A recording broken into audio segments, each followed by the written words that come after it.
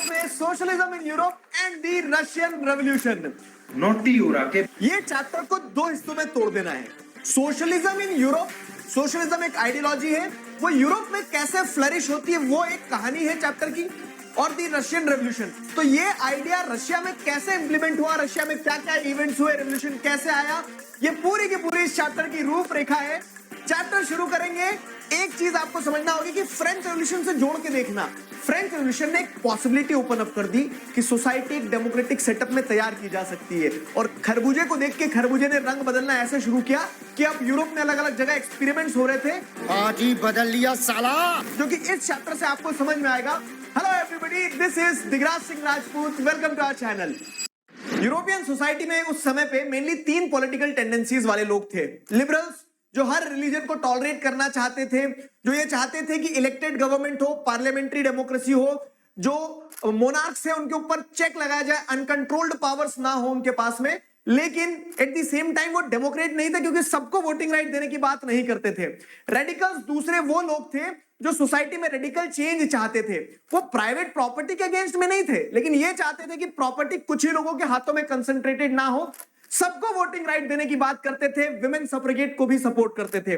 और तीसरे लोग थे कंजर्वेटिव्स, जो कि राजा महाराजा वाली गैंग थी, जो ये चाहते थे कि लिबरल्स और रेडिकल्स की बात ना मानी जाए। क्यों? क्योंकि लिबरल्स और रेडिकल्स तो चेंज चाहते थे। कंजर्वेटिव्स को लेकिन बाद में समझ में आया कि चेंज तो आके रहेगा, मार पीट के चेंज लाएंगे, इससे अच्छा है कि हम खुद चेंज ले आए। वो ये चाहते थे कि उनके पास्ट को रिस्पेक्ट किया जाए और चेंज स्लोली ग्रेजुअली लाया जाए। सब कुछ बहुत धीरे धीरे हो रहा है। उस समय यूरोप में इंडस्ट्रियल सोसाइटी डेवलप हो रही थी, इंडस्ट्रीज आ रही थी, और इंडस्ट्रीज के ओनर्स जो लिबरल्स और रेडिकल्स ही थे अधिकतर लोग। अब इंडस्ट्रीज में सिचुएशंस उतनी अच्छी नहीं थी, अनएम्प्लॉयमेंट था, वर्किंग कंडीशंस अच्छी नहीं थी, और लिबरल्स और रेडिकल्स उस चीज में बदलाव चाहते थे।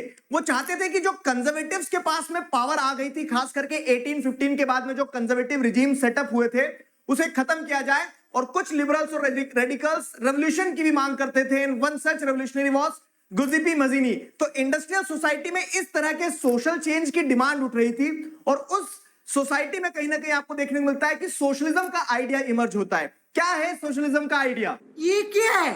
सोशलिज्म एज एन आइडियोलॉजी बड़ी सिंपल सी चीज कहती है कि resources should be owned by society. Individual resources जब ओन करते हैं तो वो सिर्फ अपने प्रॉफिट का सोचते हैं, और private property is the root cause of all evils. तो सोसाइटी के द्वारा ही रिसोर्सेज को ओन किया जाना चाहिए।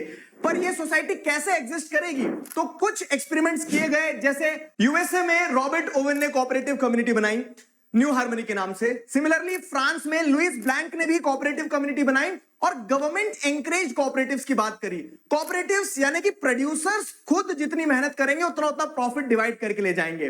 बराबर है, एवरीथिंग ओके। सोशलिज्म के आइडिया को कार्ल मार्क्स और फ्रेडरिक एंगल्स ने और एक्सट्रीम पे ले गए। उन्होंने बताया कि कैपिटलिस्ट सोसाइटी में जो ओनर्स होते हैं वो सिर्फ अपने प्रॉफिट का सोचते हैं, इसीलिए वर्कर्स को टुक ओवर कर लेना चाहिए पूरी की पूरी प्राइवेट प्रॉपर्टी के ऊपर, और अपने मेहनत के हिसाब से प्रॉफिट को डिस्ट्रीब्यूट करके एक कम्युनिस्ट सोसाइटी को बनाना चाहिए। ये कार्ल मार्क्स का आइडिया था सोशलिज्म में, जो कि एक पायनियर की तरह कंसीडर किए जाते हैं। सोशलिज्म का आइडिया एस्टैब्लिश हो चुका था और सोशलिस्ट आइडियाज पूरे यूरोप में स्प्रेड हो रहे थे। यहीं पे आपको देखने को मिलता है कि जर्मनी, फ्रांस, ब्रिटेन, अलग अलग जगह सोशलिस्ट ऑर्गेनाइजेशंस बनना शुरू हो गई थी। Though socialist were not able to form the government, लेकिन वो एक ओपिनियन शेप करने लगे थे वर्ल्ड पॉलिटिक्स का। जलवा है हमारा। ये था सोशलिज्म इन यूरोप। रशिया में ये आइडिया कैसे इंप्लीमेंट होता है? रशियन रेवोल्यूशन आता है तो रशियन सोसाइटी को अगर देखना शुरू करें तो रशियन एम्पायर 1914 में जो था वो सार निकोलस II के अंडर में था। मॉस्को के अलावा भी जैसे अगर आप देखेंगे तो countries such as Finland, Latvia, Lithuania, Belarus, Ukraine, central Asian countries, ये सब रशियन एम्पायर के अंडर में आती थी। इकोनॉमी की बात करें तो लोग प्राइमरली एग्रीकल्चरलिस्ट थे, 85% से ज्यादा लोग खेती कर रहे थे। इंडस्ट्रीज कुछ इक्का दुक्का मिल रही थी, और लोग जो थे तो वो भी क्या थे, अपने आप में डिवाइडेड थे। इंडस्ट्रियल वर्कर्स की अगर बात की जाए तो जहां पे जो मेटल वर्कर्स थे वो अपने आप को एरिस्टोक्रेट्स मानते थे। वुमेन एक मेजर कंट्रीब्यूटर थी टोटल वर्कफोर्स की। इसके अलावा अगर आप जैसे ग्रामीण क्षेत्र में जाएंगे तो आपको देखने को मिलेगा कि रशिया का जो किसान था वो यूरोप के दूसरे किसान से अलग था। इस चीज के दो कारण थे। रशियन पीजेंट्स वहां के नोबल्स की बिल्कुल भी रिस्पेक्ट नहीं करते थे, जो कि यूरोप में दूसरी जगह आपको फिर भी देखने को मिल जाती थी। और दूसरा कारण यह था कि रशियन पीजेंट्स एक साथ आके अपने खेतों को जोड़ के खेती करते थे, तो ऐसा लगता था कि वो नेचुरली सोशलिस्ट थे। अब सोशलिज्म का सपोर्ट रशिया में कैसे बढ़ा, तो 1914 के पहले तक सारी पॉलिटिकल पार्टीज बैन थी रशिया में। उसके बावजूद भी आप देखेंगे तो the Russian social democratic workers party 1898 में वर्कर्स के द्वारा बनाई गई। सिमिलरली पीजेंट्स के द्वारा भी आप देखेंगे तो सोशलिस्ट रेवोल्यूशनरी पार्टी बनाई गई 1900 में। अब ये सोशलिस्ट रेवोल्यूशनरी और सोशलिस्ट डेमोक्रेट्स इनके बीच में ही आपस में नहीं बनती थी। लेनिन जो कि एक प्रोमिनेंट लीडर है, उनको ऐसा लगता था क्या कि फार्मर्स जो है रिच और पुअर में डिवाइडेड है, जबकि वर्कर्स सब एक जैसे हैं। और इसी कारण से आप जैसे देखेंगे तो लेनिन ये भी चाहते थे कि क्वालिटी ऑफ मेन को कंट्रोल किया जाए, तो वो बोल्शेविक धड़े को लीड कर रहे थे पार्टी के। और मेंशेविक जो थे वो चाहते थे कि party should be open to all. खैर कहानी आगे बढ़ती है। रशिया में अभी तक किसी प्रकार का चेंज नहीं आया था, सोसाइटी आज भी ऑटोक्रेटिक थी, जबकि यूरोप के दूसरी कंट्रीज में कुछ कुछ डेमोक्रेटिक चेंजेस आ रहे थे और लोग यही चेंजेस रशिया में भी चाहते थे। रशिया के वर्कर्स के लिए 1904 का जो साल था वो पर्टिकुलरली खराब रहा। जो असेंबली ऑफ रशियन वर्कर्स थी उनके द्वारा एक प्रोटेस्ट चलाया जा रहा था, क्योंकि पुटिलोव आयरन वर्क्स में से कुछ वर्कर्स को डिसमिस कर दिया गया था। जब ये प्रोसेशन जिसको फादर गेपॉन लीड कर रहे थे ये विंटर पैलेस के पास पहुंचता है, तो जो राजा के गार्ड्स होते हैं वो हमला कर देते हैं, 100 लोगों की मृत्यु हो जाती है, 300 लोग जख्मी होते हैं। और यहां से एक सीरीज ऑफ इवेंट्स चालू होते हैं जिसे 1905 का रेवोल्यूशन कहा जाता है। इस दिन को ब्लडी संडे का नाम दिया जाता है। चारों तरफ से लोग, डॉक्टर्स, इंजीनियर्स, लॉयर्स सब रोड पे उतर आते हैं। राजा के ऊपर प्रेशर बनता है। तब राजा ने प्रेशर में आके एक इलेक्टेड रिप्रेजेंटेटिव बॉडी बनाई, एक पार्लियामेंट बनाई जिसका नाम दिया गया डूमा। लेकिन राजा ने जैसे ही चीजें शांत होती है तो उस डूमा को डिसॉल्व कर दिया। नहीं चाहिए, सेकेंड डूमा को इलेक्ट कर लिया, उसको डिसॉल्व कर दिया और थर्ड डूमा में पूरी तरह से अपने पसंदीदा लोगों को बैठा दिया ताकि उसके ऊपर कोई क्वेश्चनिंग ना हो। फिर आता है समय फर्स्ट वर्ल्ड वॉर का। फर्स्ट वर्ल्ड वॉर के समय पे इनिशियली लोग बहुत एंथुसियास्टिक थे, वो रशिया को जीतता हुआ देखना चाहते थे, राजा को सपोर्ट भी कर रहे थे। लेकिन सार निकोलस जो था तो वो अपने पुअर एडवाइजर रास्पुतीन के ऊपर डिपेंडेंट था, गलत डिसीजन ले रहा था, डूमा की बात सुन नहीं रहा था। हम मालूम है तेरे बाप को मत सिखा, चल। और जो लड़ाई में रशिया का हाल हो रहा था तो बहुत ज्यादा कैजुअलिटीज थी। 7 मिलियन लोग मर गए, 3 मिलियन से ज्यादा लोग रेफ्यूजीज बन गए और इस स्थिति में लोग लड़ना नहीं चाहते थे। वॉर का इकोनॉमी और इंडस्ट्रीज पे भी बहुत बुरा इंपैक्ट पड़ा।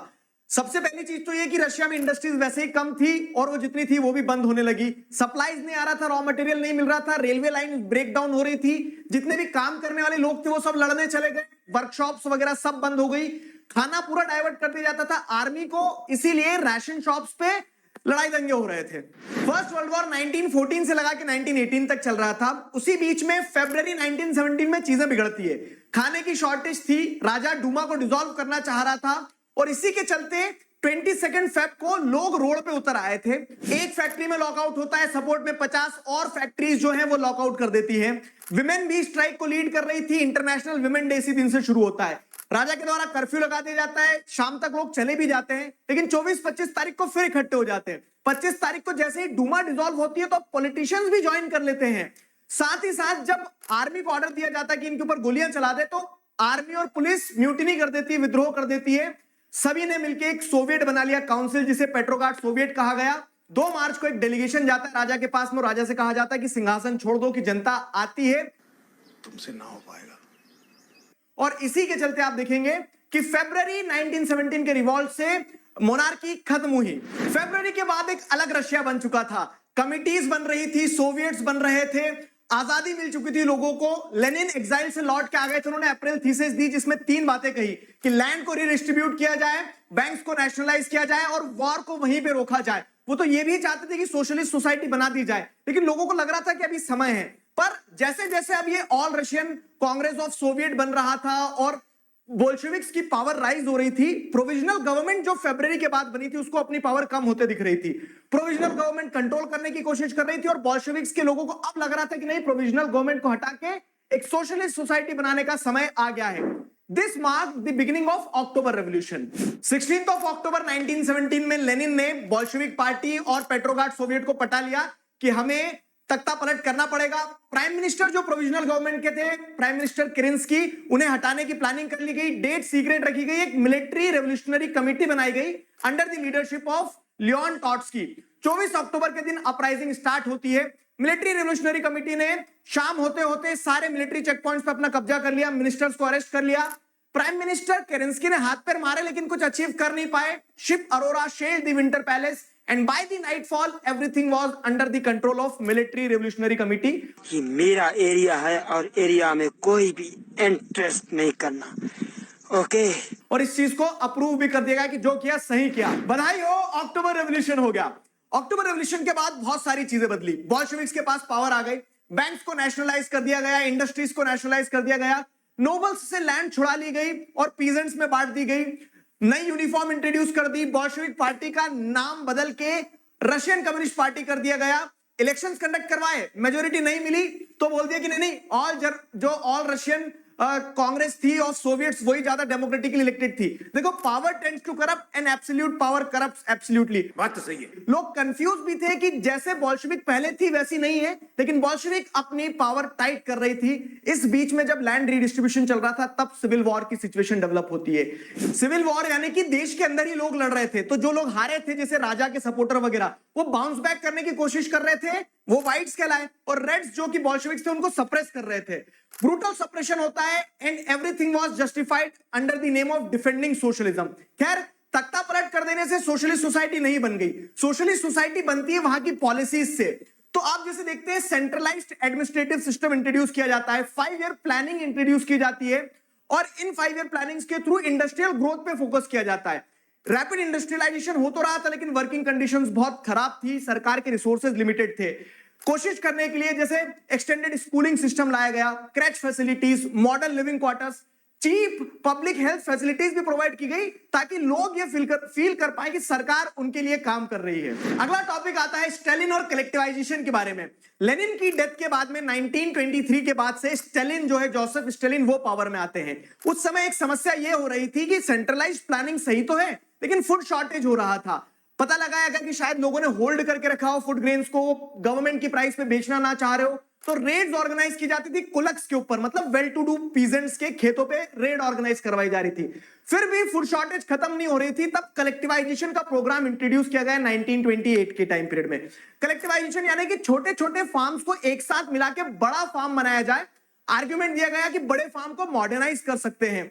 उसके बावजूद भी आप देखेंगे तो प्रोडक्शन बड़ा नहीं, लेकिन बहुत सारे लोग रेजिस्ट भी कर रहे थे। अब सोशलिज्म को डिफेंड करने के नाम में जो लोग रेजिस्ट करते थे उन्हें डिपोर्ट कर दिया जाता था, परेशान किया जाता था, और इस तरह से एक स्ट्रिक्ट कंट्रोल वाला टाइम पीरियड स्टालिन के टाइम पीरियड में देखने को मिला। तो this was the whole Russian revolution. Last में पूछा जाता कि रशियन रेवोल्यूशन का ग्लोबल इंपैक्ट क्या रहा, ये जो यूएसएसआर बना था इसका ग्लोबल इंपैक्ट क्या रहा। देखो, पॉजिटिव भी रहा और नेगेटिव भी रहा, लेकिन एक चीज क्लियर थी कि जो वर्कर्स स्टेट वाला इमेजिनेशन था वो रियलिटी में कन्वर्ट होते दिख रहा था। यूएसएसआर ने conference of the peoples of East में पार्टिसिपेट किया, बोल्शेविक्स ने कॉमिंटर्न बनाया, यूनिवर्सिटीज एस्टैब्लिश की गई, और इस चीज का निमंत्रण दिया कि जिस तरह से यूएसएसआर ने चेंज लाया वैसे चेंज लाया जा सकता है। This was the